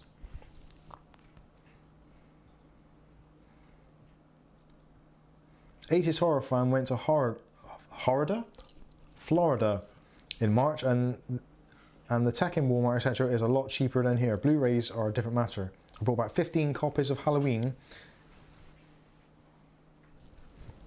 10 Blu-ray sets and sold them. Oh, I get it. You have to read the whole message. Yes. I thought you were just some kind of like Halloween pervert and just liked having loads of Halloween Blu-rays around you. Just like rubbing them all over you. But the fact that you're selling them and making money, that's a whole lot more understandable. Which 80s horror fan will be providing us all links to his Halloween collection and his laptops, etc. for sale in the comments below. Any more questions? Someone said Roller Coaster Tycoon. Oh no. Now Roller Coaster Tycoon, we played a lot of. Kath played a lot more than me because she's kind of sad like that and I actually had work to do. But she spent ages playing that game. We had all the add-on packs as well, didn't we? And eventually we just downloaded hacks for it so we could run it on all the PCs. What was the game site you used to go to get the cracks? Game Copy World, wasn't it? Yeah, Game Copy World. Yeah, download the cracks. Cracked EXEs, everybody. No CD. Charles Arnold. Hey, what's that? What is he saying? YouTube monetization is a problem. Check out Retro Restore. What's Retro Restore? Can you Google it, Kath, so I can see it? Ask him if he was preferring more different things. Oh yeah, Charles Arnold. A question for you, sir, for me. I think you said that you preferred to have a little bit more other things on the channel rather than just being PC stuff all the time. So recently, especially for you and one or two others, I've been mixing up a little bit with the headphones and the phone how-tos and also the printer how-tos. So what do you think? Any better? A bit more interesting? A bit more difference?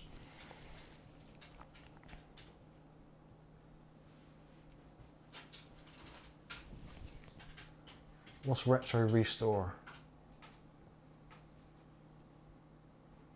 Retro Restore. We're checking out what Retro Restore. I haven't had a drink yet and I'm slurring my words already. Retro. Oh, is he just buy old junk and make it better? Okay, we'll have to check that out later. Looks like he's into lawnmowers and motorbikes. Is that a Yamaha RD350 DLC? LC rather. Yeah. I had an RD350 YPVS at one time until I had to give it back. I also actually had the Honda MBX50, MBX80, MBX125. I had a thing for MBXs, you can probably tell. And a TZR125. Is that Marlboro? Yeah, in the Marlboro team colours. I love that bike. But some Interesting story. Well, not really interesting, more crap really, but I'm going to tell you it anyway because it takes up time. I ruined your suit. Yeah, it ruined my suit. Yeah, I had a Marlboro Colours, although you can't have that anymore because you're not allowed to advertise smoking because smoking is bad, kids. Don't forget it. But I had a Marlboro Yamaha TZR 125 Marlboro team colours, and I used to wear like some really stupid Wins jacket which was like fluorescent purple and orange. I must have looked at a real knob. But anyway, Suit trousers. I had this bike in the Marlboro team colours. It looked amazing. The paint job was worth more than the bike. And driving to work one day, as you do with your suit on a motorbike, probably not a good idea in hindsight. Driving through a local shopping area and some guy decides to turn in front of me. So what am I going to do?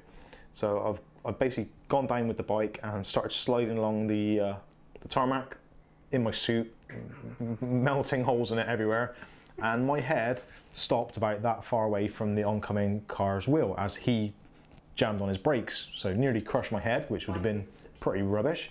And I could see just my bike sliding down the road in front of me because there was a slight sort of decline, slope, whatever you want to call it. Basically it went down and the bike went down and I carried on rolling. So this guy came over, ran over from the supermarket across the road because he could see it all happen. He's like, oh, I saw it all, I'll be your witness. Like, he pulled out in front of you, oh, that's terrible. Here's my information. Started writing down bits. I'm still like, what the hell's going on? He's writing down all his details and slips in my pocket. So I picked up my bike eventually, walked off, pushed my bike to work, got into work, absolutely hanging. And cut a long story, well, a little shorter. Went to the insurance company, gave them the details of this guy who witnessed the accident, who said it was the guy's fault and I was completely like, couldn't do anything about it. Turns out he was some escapee from a mental hospital and didn't have a clue who he was or his own name half the time. So unfortunately, calf's breaking stuff. But unfortunately, that motorbike then was impounded by Avon Motorcycles, the local dealer that I got it from. And because it had been there for so long, waiting for the insurance company to cough up, they actually tried to charge me for storage and said, basically, we'll keep the bike and we'll call it quits. And the insurance company found out that I didn't have a proper license, so they refunded my insurance. And then they had a photocopy So license. I basically had a loan for the bike, so by the time I paid back the loan of what I owed, I think I was about 50 quid out at the end. Oh, and I needed a new suit. Oh, and I soiled my pants. But other than that, yeah, not a great story. So there's my motorbike story. And that woman went on the back of the course as they knock. Yeah. Oh, I see Charles Arnold has led us up the garden path here, calf. That's rhyming. So it's supposed to be retro hacks. Okay, we'll have to check that out. He's having difficulty getting money from YouTube. Well, I'm just having difficulty getting people to actually see the videos. I think the videos are pretty good. Most of them are reasonable. Well, in comparison with some of the other stuff on YouTube. And also, I think some of my thumbnails are reasonably okay. They're quite bright and eye-catching. But for some reason, YouTube just hates me and doesn't like me and thinks I'm scum and will not promote my videos even to my subscribers. So screw you, YouTube. Your loss. Screw you. That's the Birmingham version of it. It's your loss, mate. I miss riding motorcycles. I had a 79 Kawasaki KX1000. Do you quite like, or do you miss having a throbbing machine between your legs?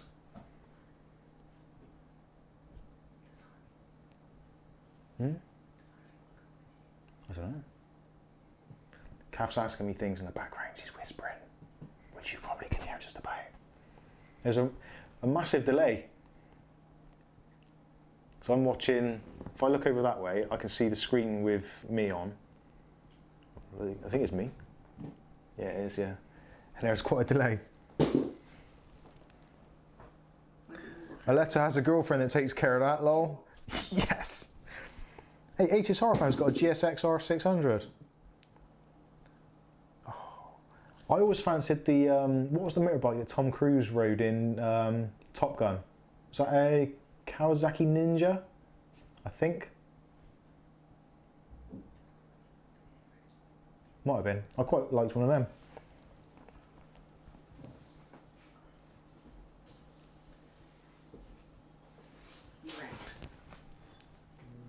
George drunk? Do you mark on camera? No, I'm What not. about you? I'm just tired. He's tired. Mark on camera, Harvey. Kath, can you open a bottle of beer for me, please? Do you want to be on camera, Harvey? Sorry. You can if you want. Just say. Right, come on, people. Let's have some questions in here. Otherwise, we'll have to talk about motorbikes all night.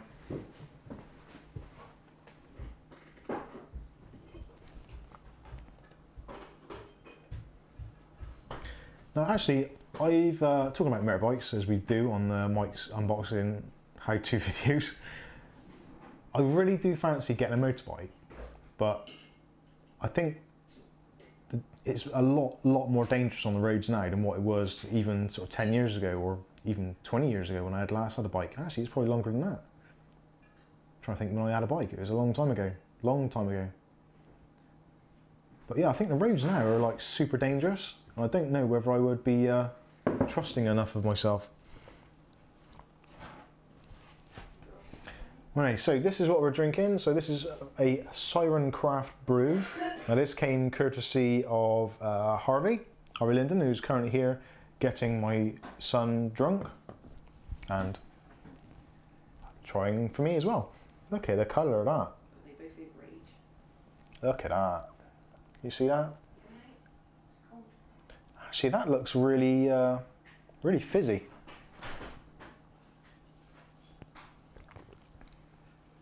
Ooh, You sort your eye out. that is very, very citrus. It says that on the bottle. What is actually in this?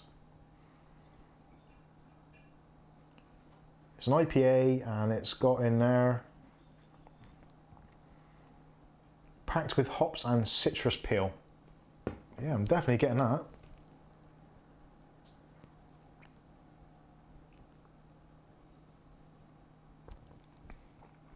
That is almost like Alco Pops.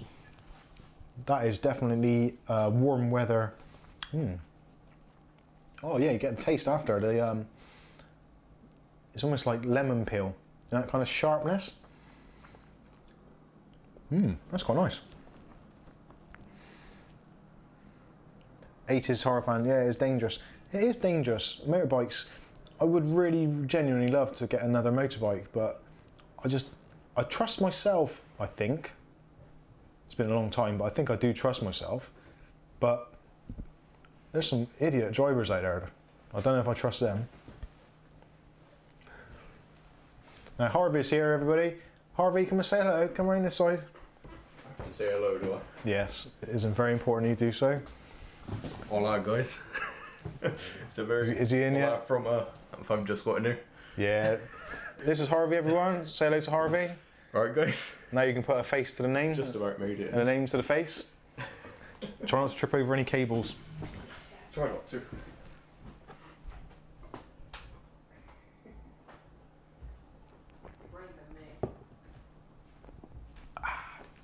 See, that is a danger of coming out to this house. You end up on the videos. Although Kath still won't do it. Which I'm tempted to get her some Rohypnol or something and then she'll do anything. You said that out loud. I did say that out loud, didn't I? Charles Honored, I don't know how you can complain about YouTube. They are the seller and you are the customer. So accept their terms or get out. Yeah, Charles, I do agree with that.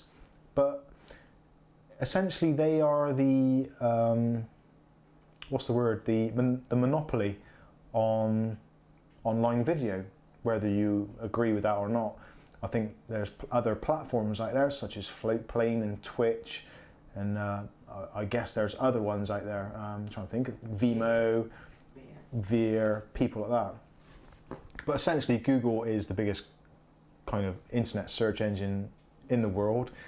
YouTube is part of their brand, and it is, if anyone asks, oh, did you see that YouTube video? They don't often mean YouTube, it's like, oh, I'm going to Google that. You don't Google anything, you search something, but the kind of, you know what I mean? YouTube has become the go-to place. So you don't really have a choice other than to use their service, which is fine as long as the rules are there and you know where you stand. It always used to be, if you subscribe to someone, click on all notifications, you would get all notifications because you've made that choice. The fact that they're then looking at what you do online and saying, well, actually, you've subscribed to all these channels, but really we prefer those ones because they make us more money. We really want to promote their stuff rather than these other people that we're not really sure, right? So they're basically promoting the bigger channels because they think you're going to watch it for longer and they're going to generate more income, which yeah, for a business model is fine. But YouTube and all the other companies now saying, oh yeah, transparency and we do things the right way and everything's above board. When they start making decisions for you, is to me them not being 100% straight, which is what building any business or community should really be about.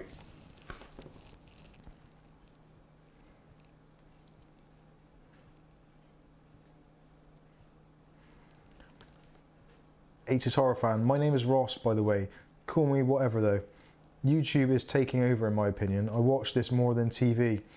Boxing exception, that takes priority over breathing. Is that boxing or unboxing? Because I know that feeling only too well. Yeah, it is taking over. I think I said in a previous stream that in the UK now, IP-based viewing rather than terrestrial, like TV stuff, there's a 60-40 split. So 60% IP, 40% terrestrial. Oh, excuse me, gassy. So yeah, there is, I think everyone can see it's going to happen. Eventually terrestrial TV is going to die pretty much a death like cassettes and records have to some extent. It will still be in use, but it won't be the mainstream anymore. It will all be IPTV. In fact, actually, if you've got a Virgin Media box in your house, a TiVo box, effectively everything you watch is IP because it doesn't come through a aerial and it's not being sent via cable or anything. It is digitized and turned into an IP format. So not entirely what they mean by IP based, but it is essentially internet TV you're watching.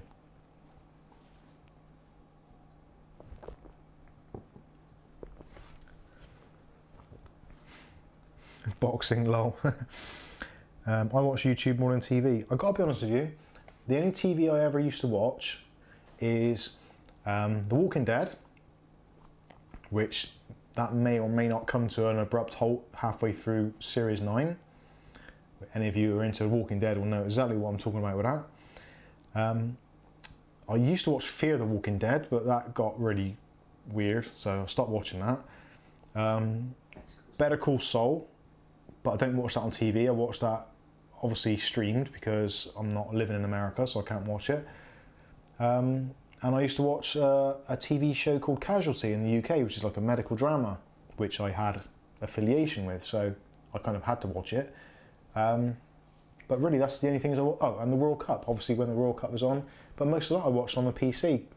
It was quite nice because when England were playing, I could hear the people in the pub over the road all cheering when they were lining up for penalties. So I kind of like, oh yeah, this one's going to go in, it's great because of the delay, which was nice.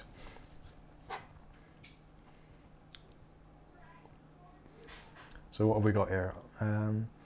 YouTube is tailor-made. Yeah, they suggest all these videos. Like, I think the whole thing of the algorithm and them kind of deciding what you should watch or making suggestions of what you should watch is a little bit, not presumptuous because that's the wrong word, but yeah, it's just, it doesn't seem right. It's almost like when you're on Facebook and say for instance you've been in the day looking up to buy, I don't know, some garden shears for instance, because your wife's getting on you, what's it, so you're going to go and hack her to pieces and then chuck her in the garden. Or not. Maybe you just want to trim your bush. But you go to Argos or whatever these, whatever, Walmart or whatever in the US, and then you're on Facebook and then you look to the right hand side and there's like, oh, there's an Argos advert for some shears. Weird. Or actually better still, now this is freaky, you try this at home. If you've got Google Home, Alexa, Android mobile, Apple mobile, anything like that that's got any of the voice assistants on it, try this out. Talk about something with your friends or your family, or just talk out loud, quite obviously in earshot of one of these devices. And I will guarantee you, within a day or two's time, whatever you've talked about, as bizarre as it may be, will appear on one of your feeds. On Facebook or Google or whatever it may be, even on eBay, one of the adverts will come up there and it will be related to what you've talked about. So try and do it as something really, really obscure, which is unlikely, like talk about, I don't know, avocado or something. And I will put money on it that that will appear in one of your feeds somewhere very shortly. They got to be listening to you or something. I don't know how it works, but we were having a discussion the other day about something, weren't we? And it's like all of a sudden, oh, it's in our feed. And we'd never put it on a computer. We were talking about it in the front room with the family. So the computers weren't on. Google Home. Yeah, so we think Google Home because it listens to everything you say anyway, or anything. It says it doesn't, but I believe it does. But it came up on the screen and it's like, that is really odd. Oh, Charles Arnold's got to go. Later, Charles. Thanks for stopping by.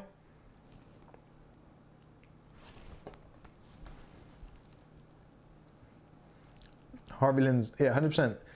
Me and a colleague were talking about, he hated my case on my S. Oh yeah, right, yeah. Yeah, there you go. You talk about something and all of a sudden an advert for it pops up in your feed somewhere. It's terrifying. They listen over your phones. Yeah, I think they must do. They say they don't. Because of the kind of, all these kind of, you know, like the recent thing where every website you've gone to, you have to click on the, what was it, the GRB or something. Yeah, I agree to the terms of this site or whatever. It's complete BS. They're doing that because of everyone's so paranoid because they can see all this stuff happening. So they think we'll put this GPRD thing in place so that people know what they're signing up for. Bullshit, they don't at all. You sign up. See anything if you didn't click it. Yeah. If you don't click it, you don't get it. It's like the Windows license.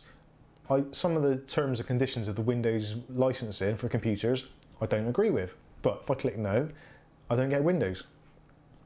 So it's like, well, just bend me over a barrel and spank me, really, isn't it?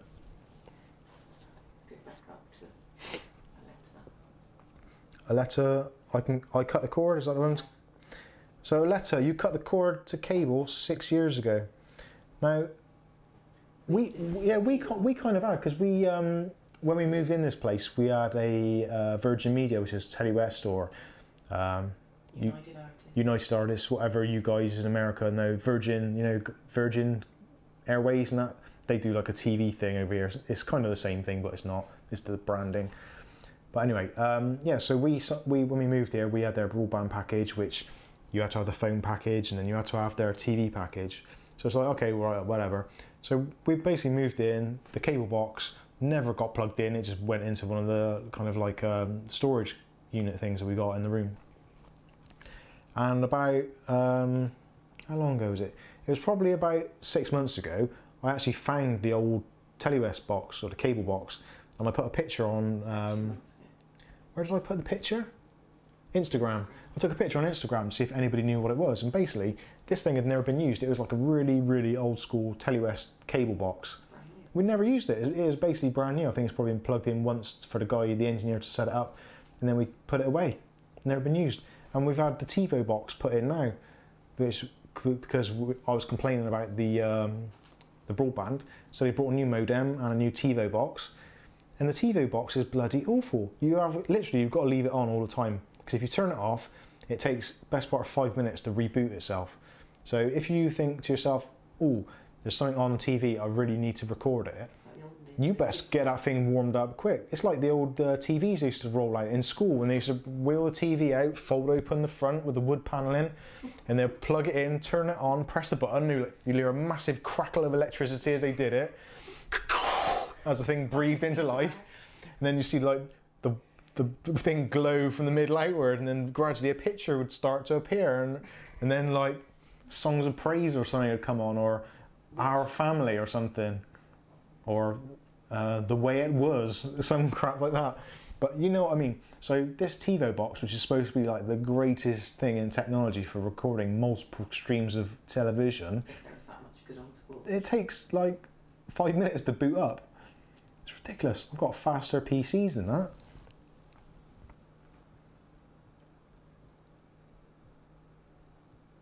Whoa. Did you see Aletta's comment? No, go back up to the 80s horror fan Oh, what? Sorry. after Granetta. I'm going back over Breaking Bad this week. Then we'll start on Better Call Saul, third time watching. Breaking Bad's better every time. Actually, I've just watched yesterday, I think it was, or the day before, the latest episode of Better Call Saul from series 3. I think they're on now. Episode 5, I think it was, and it's starting to get there now. And I'm pretty sure that because of how far they're into the series, I think eventually we will see further past where Breaking Bad ended, and we're going to see that journey forward for Better Call Saul and all the others, moving on into the future until Saul becomes Gene, the Cinnabon guy. So that is actually looking really good, and I've always wanted them to do either Breaking Bad Part 2 or like moving on what happened, because I have an amazing theory which I may go into at one point, but it's probably not appropriate for this channel. But I have an amazing theory of how Breaking Bad could carry on with Walter and Jesse still in it. So one day, get me drunk and ask me about it. Could have done it last week. Yeah, could have done that last week. Aletta was saying he was watching YouTube videos, and his who was it? I better say the right thing. His girlfriend walked into the room speaking in Spanish. Despacito. Sorry. Actually, what does Despacito mean? If you could translate that for me, somebody.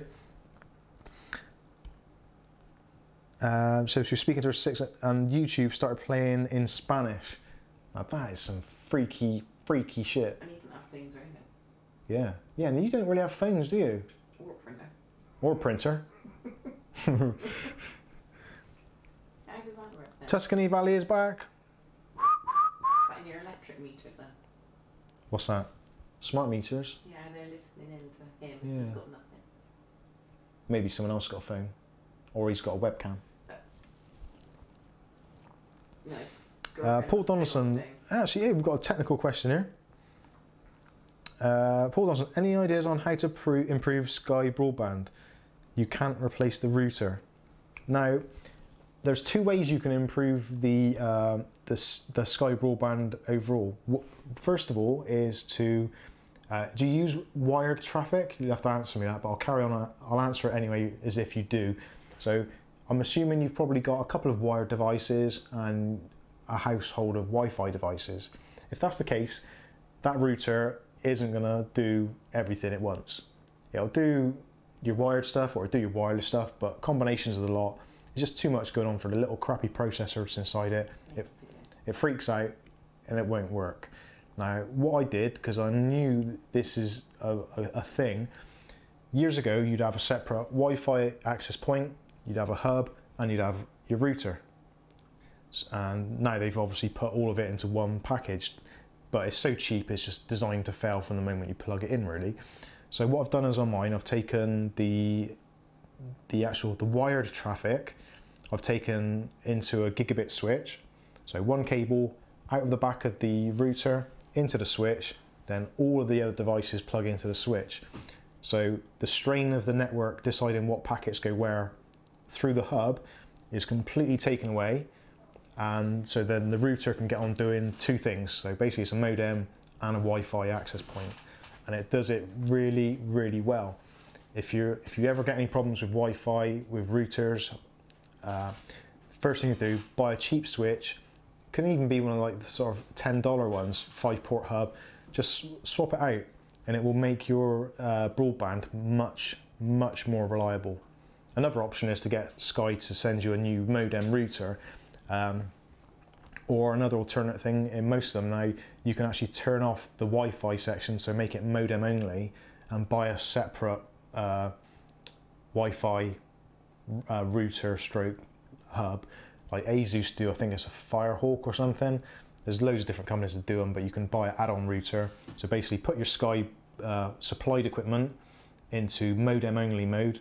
Same for Telewest, put it into modem only mode and take one cable out the back and put it into your WAN socket on your new router, and that will definitely improve it. But if you want to improve it for virtually no money at all, then a small hub for £10 or an 8-port one for £15 is like night and day difference. I have done a video on it.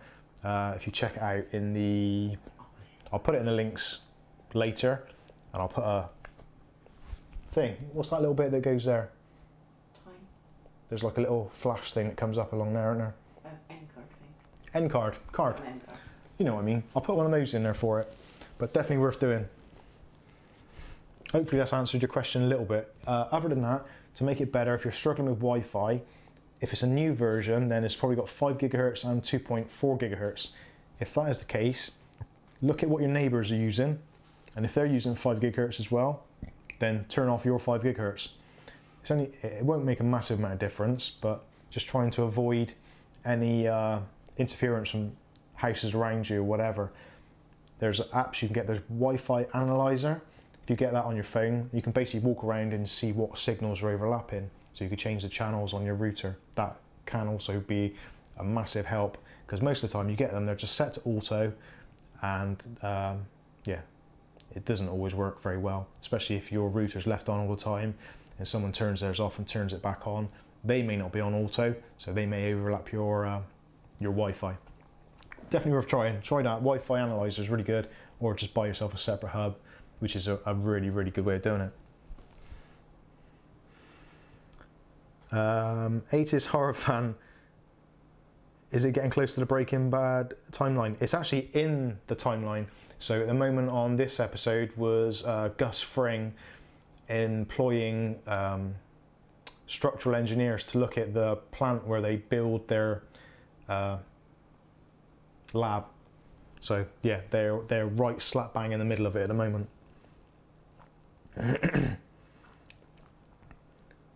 I need this theory, please. I thought this was a good end to Breaking Bad. No, that's what they want you to think. It wasn't at all, because Breaking Bad, Is he alive? Is he dead? at the end you saw Walter get shot and stumble, but we didn't see him die. They carried him out on a stretcher, and they were doing CPR as they took him out. Yeah, think on that. I'm the man who killed Gus Fring. No, you're not. It was me. Paul Donaldson, yes. How do you switch the router settings? Oh, right, okay, going back to that. On the router settings now, each router is different. So normally on the back of your router, there'll be a little sticker, and it'll say on there the Wi-Fi address, the passwords, etc., and the IP address. So normally if you go to your internet browser on your laptop or your phone or whatever, type in that IP address and type in the username and password when asked for it, you can go into like a home page with settings on. So normally if you go into there, you can change the wireless mode, the frequencies, etc. Most of it is, to be honest with you, it is quite self-explanatory. They have made it quite easy to access and quite easy to use. But if you're not sure, have a look at it. Go onto the Facebook group. We've just started a new Facebook group, so if you've got any questions, ideally take some screenshots of what you got so we can see what you're dealing with, but stick the pictures on there of anything you're not sure of, and ask the question. You can always PM me, so on private message is fine, email's fine, mike@mikesunboxing.com. Same goes for anybody out there. If you've got any questions and you don't want to sort of discuss it on an open forum, just send me an email, mike@mikesunboxing.com, or kath@mikesunboxing.com. That's really confusing, which you'll get forwarded to me anyway. But you can try. So yeah, if you've got any questions like that, send me some pictures and I will help you as best I can. What is your favourite headphone? I think I had actually asked this before. I don't think I have a favourite headphone as such, because yeah, actually look at these. These are Banging. These are my banging cans. Probably bought from PC World for about £8. He thinks he's Madonna. Yeah. When I had that bit, I thought I was like Madonna from her kind of Big. Vogue stroke. What was the blue thing? True blue. True blue era, with the kind of like the conical tip thing going on. Anyway, that's my favourite headphones. No, actually, I'll be honest with you. When it comes to headphones and stuff like that, because of me and Kath, our age and having children and stuff, it was really difficult over the last kind of 15, 20 years to actually put headphones on, because you're always listening out for the kids or listening out for something. And George has autism, so we've kind of had to give him a little bit of extra care. So we've always kind of listened out for him. So wearing any sort of headphones has always been pretty much a no-go. And because we're always together as a family pretty much, we don't really go out on our own anywhere. So you don't really get a chance to wear headphones. And even when we're on the PC, because we don't spend a great deal of time with each other anyway because of work commitments and what have you, then if you put headphones on, it's almost quite antisocial in a home environment. So we generally tend not to use headphones or earplugs for that matter, which is why the Creative Labs ones are quite funny really, because chances are I won't get much chance to use them, but I am determined to find a use for them. But yeah, if that answers your question, I don't really have a favourite set of headphones, because in our environment it's actually really difficult to use any great advantage. I would actually like a really good pair for when I'm video editing, so I can listen to hear what's going on, especially like recently when I've had the problems with the microphone sound. It would have been really, really useful to have a decent set of cans so I could really isolate the frequencies. But even still, because I spend a lot of time at home editing videos and Kath's in the same room, it does seem a little bit antisocial. But it does have its upside, so Kath could play her game, theme 2 Point Hospital or whatever if she's playing it, and we could be kind of not interrupting each other. But again, I do find headphones to be a little bit kind of antisocial. So hopefully that answers your question. I haven't given you a brand, but it would be difficult for me to say one over the other. The only ones I've had any real experience with recently is Beats by Dre and the Creative Lab ones. And in actual fact, the Creative Lab ones, I actually enjoyed the sound quality more than the Beats by Dre, because the Beats seems to be like ridiculously overly bassy and didn't have any mid-range, whereas those don't have a massive amount of bass, but they have enough to make you know there's bass in the music. Anyway, there you go. How's your brain shrinking? Laugh my arse off how you say router. Router. Router. Router. Router. I made a Wi-Fi reflector with cardboard and aluminium foil. Yeah, that's actually a really good thing. If you've most people, because of how houses are built in the UK, if you've got your broadband box, chances are you've got it on a shelf, or you've got it where your TV is, or in that kind of your media area. And if you're in the UK, chances are you've got a stone-built house or brick and mortar with plasterboard and all that comes with it. So you've essentially got like this brick wall, and you've got your router, just literally in front of the wall. So the aerial which is inside it can only go out like 180 degrees away from where that wall is. And the wall doesn't actually bounce the signal back, it just absorbs it and kills it, and actually weakens the signal coming out this side as well for some bizarre reason. I don't quite get how, but it does apparently. So the signal you're getting out here is less than 100% anyway to start with. And because you've got brick walls everywhere, it basically just kills the signal. In America, I think you've got a better setup, because you've got mostly wooden walls, I guess, or wooden structures. And apparently in America, the Wi-Fi is better. It gets a better coverage because of the way the houses are built. Router is the real British way. I've a router. Testing fine. My favourite is the 58X. That's why I use open backs. Oh right, so open backs, yeah, I suppose rather than... oh yeah, of course. So if you've got open back headphones, you can get the other noise that's going on around you in.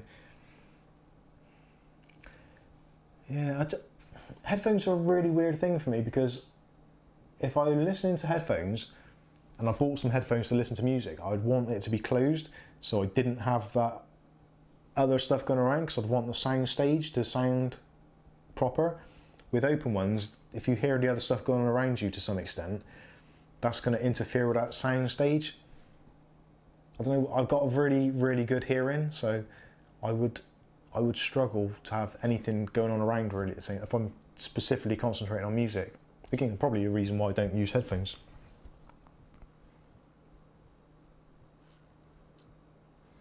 Yeah, Ford.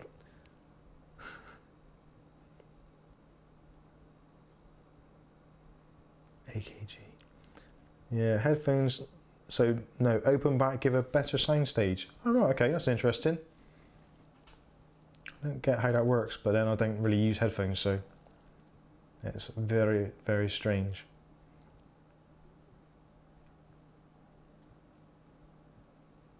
I don't get that. Open back. Okay. So what are they like? Not on your ear at that? No, there's like, you know, the cup. So they got like a mesh, so the sound can come out, or the sound can come in, or rather being sealed. Like that Manitesco, do they? Kind of, yeah. Okay guys, I think that's pretty much, what time is it now? It's 11 o'clock, so that's nearly 2 hours on the stream, so unless there's any desperate questions, I'm going to pretty much wrap it up here. I'll have a quick look now to see if there are any other particularly pressing questions. I'll have another check in a second, but again, we've just opened up the Facebook page a little bit more, so if you go to facebook.com/Mikesunboxing, go to our page, our group page, join up.